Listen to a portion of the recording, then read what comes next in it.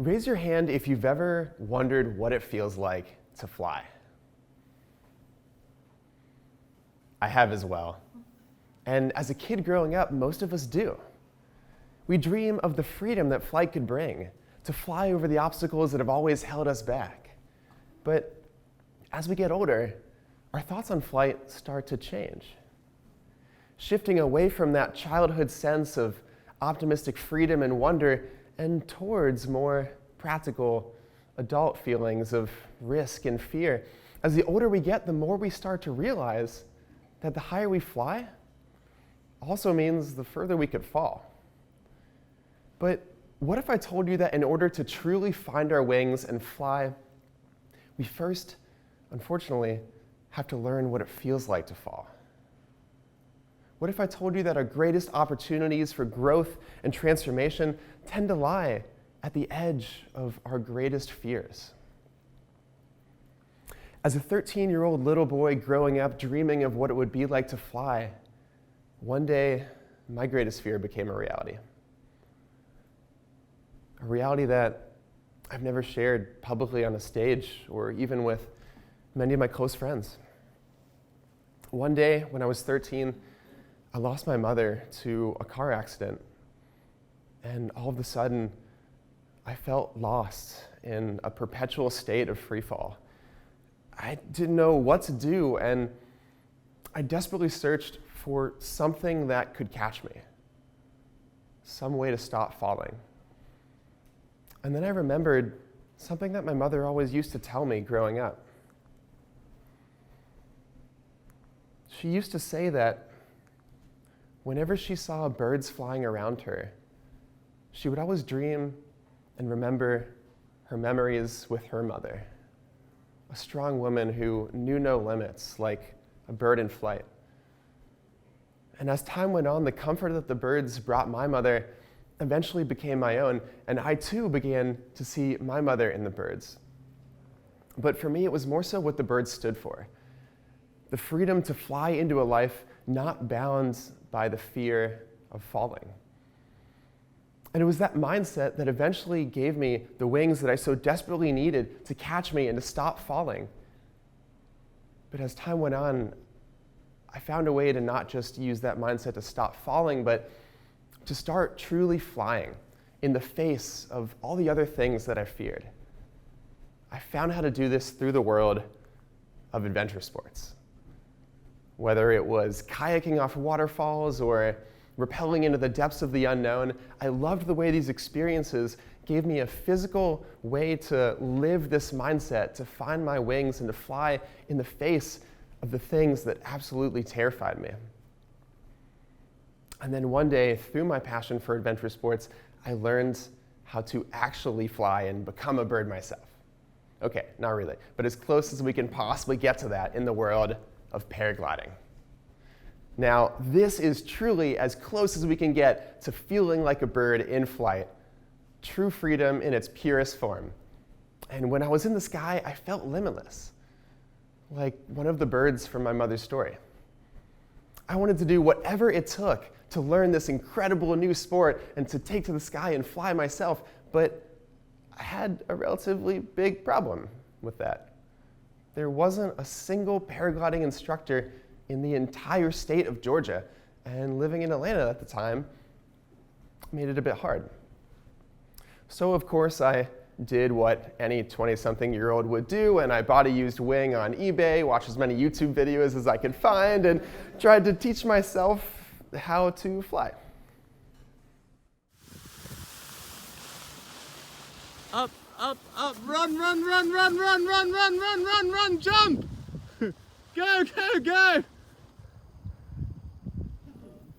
I love this video because it so clearly shows that I have absolutely no idea what I'm doing. And please don't try this. This is a horrible way to learn how to paraglide. I'm honestly a little bit embarrassed to admit that I even did this. But it was all that I knew. Until eventually I met another paraglider pilot in Georgia who told me that, yeah, there aren't instructors in Georgia, but there is a school just a couple hours away. Guess where? Here in Chattanooga. And from that day on, Flying camp taught me what paragliding was really all about, and I had finally found my actual wings. I started flying bigger mountains, pioneering new launch sites with my new pilot friends. I flew my first 50-kilometer cross-country flight, and actually on my 30th birthday, I won my first paragliding competition. Now, please excuse the beeps in this next video. It's one of my flight instruments that we use for navigation. This is by far, not even close comparison, to my best performing flight I've ever done. I've flown over 50 kilometers all the way from Henson Gap to Whitwell, and I'm about to complete the task for my third day of my first paragliding competition. Can't think of a better 30th birthday. I was in that, and that. Over those next 2 years, I was hooked, and I flew like my life depended on it. I met one of the best paramotor pilots in the world, Eric Dufour, who helped me take my passion for paragliding to even new heights with powered paragliding, and was even invited to Egypt to be one of the first Americans to paraglide over the Great Pyramids of Giza. I even learned how to fly the Gravity jet suit and helped to commercialize the first American jet suit training program in the United States. And through these aviation adventures, the freedom that my time in the sky provided unlocked a whole new world of confidence in myself and what I believed I was capable of. And then, at the height of my passion for paragliding and confidence in the sky, something happened that almost scared me away from flying forever. In an advanced paragliding maneuvers course called an SIV, while attempting a particularly intimidating and dangerous maneuver for the first time called a full stall, I finally experienced the terror of what it feels like to fall. Hold down, let yourself settle underneath the glider. You're all right, this way. Yep,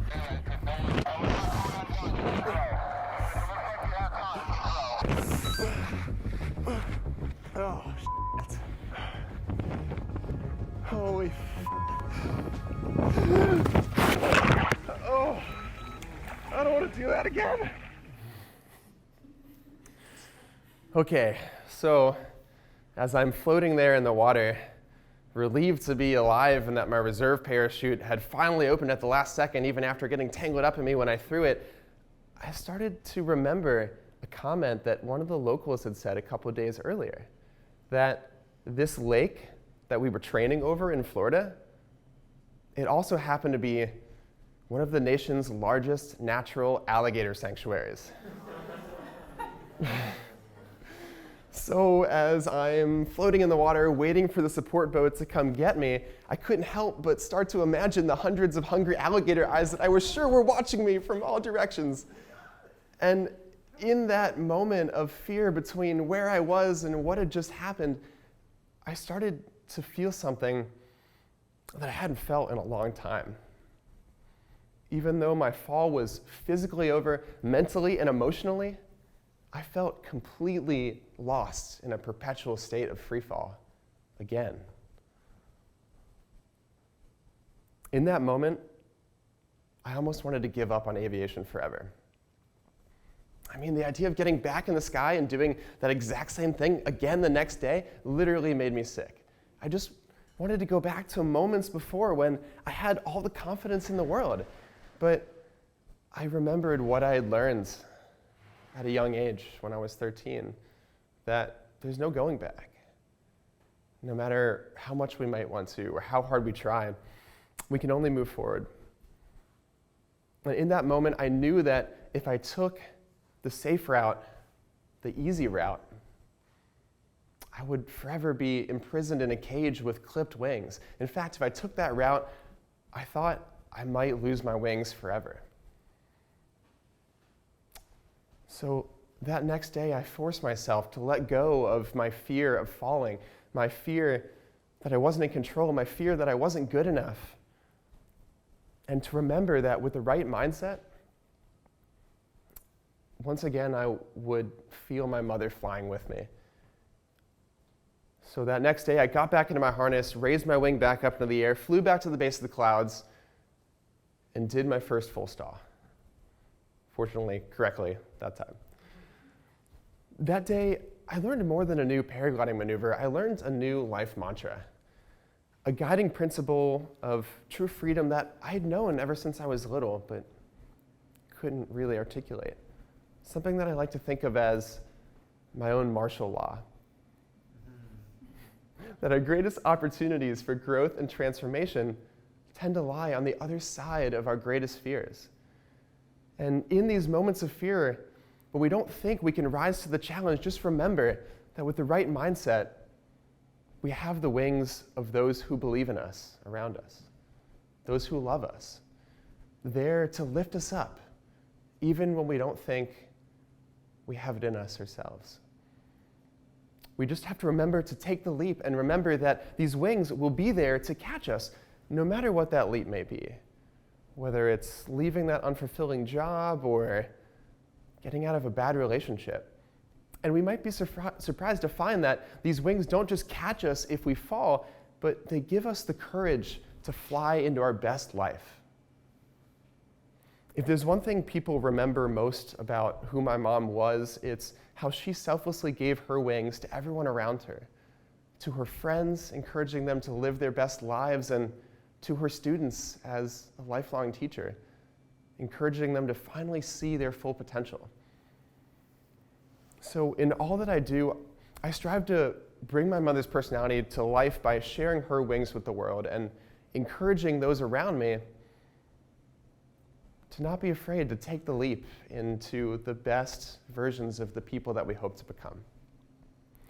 So in 2015, after graduating college, I strived to combine my passion for adventure sports and this mindset to give teams the opportunity to train their people to get outside of their comfort zone, build a mindset of courage, and be more willing to adapt to change and take on the opportunities of innovation and disruption on the other side of our fear of failure.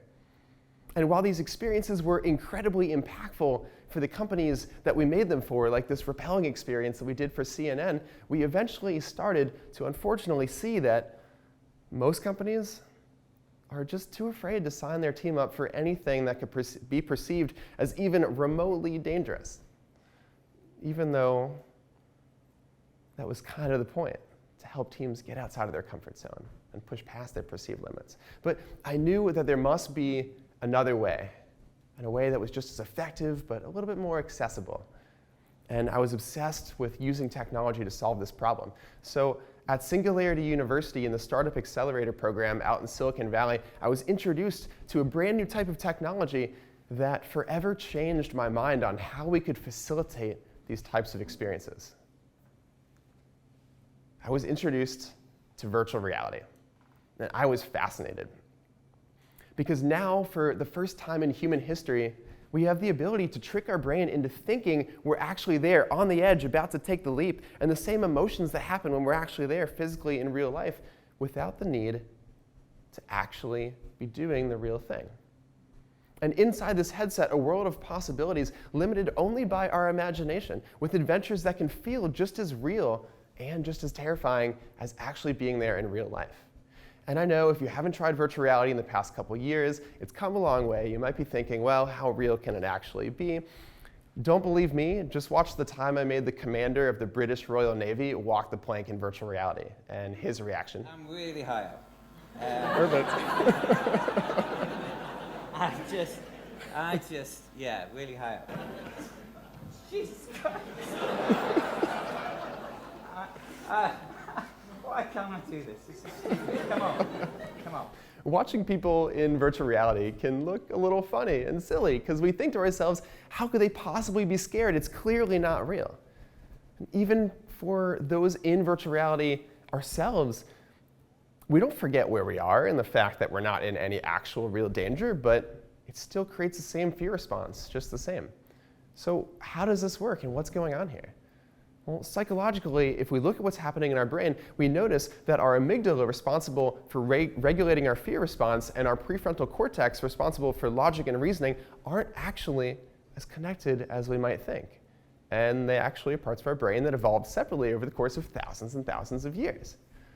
Now, I believe this is the game-changing opportunity that virtual reality gives us, not the ability to teleport our team into the same virtual office or play virtual reality video games, but the ability to trick our brain into fundamentally feeling the same fears of if we were actually there on the edge, about to take the leap, the ability to test our wings and find that mindset without any training, travel, or the need to take on any actual physical risk.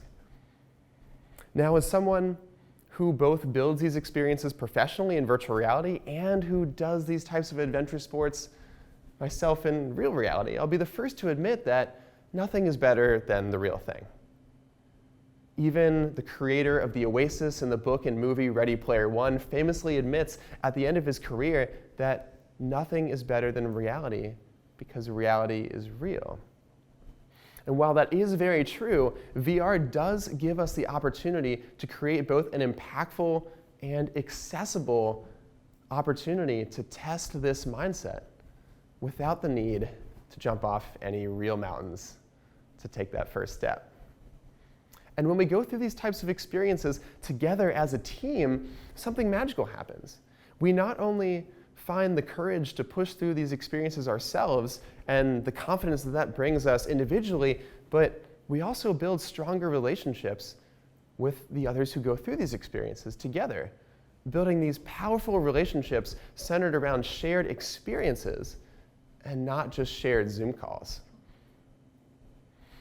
And experiences that would be pretty hard to create in real life, like taking your team to Everest Base Camp, become pretty easy in virtual reality as we teleport our team together to the base of the world's most tallest mountain and hear an inspirational keynote from a famous Everest mountaineer before our team takes on the challenge of crossing the Khumbu Icefall, the first step in climbing Mount Everest and the most dangerous, and the crevasses that lie waiting for us there, and the challenges on the other side.